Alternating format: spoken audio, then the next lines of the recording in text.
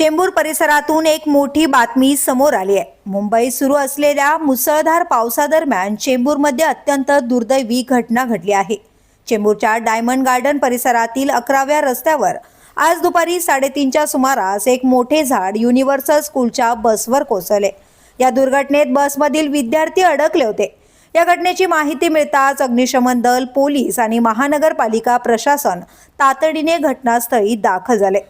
बचाव पथकाने बसमध्ये अडकलेल्या विद्यार्थ्यांना सुरक्षित बाहेर काढून चेंबूरमधील झेन रुग्णालयात उपचारासाठी दाखल केले। या दुर्घटनेत 4 जण जखमी झाले असून एका विद्यार्थ्याचा दुर्दैवी मृत्यू झालाय। जखमी विद्यार्थ्यांवर रुग्णालयात उपचार सुरू असून त्यांची प्रकृती डॉक्टरांकडून तपासली जाते। या घटनेमुळे परिसरात शोककळा पसरली असून पालकांमध्ये भीतीचं वातावरण आहे।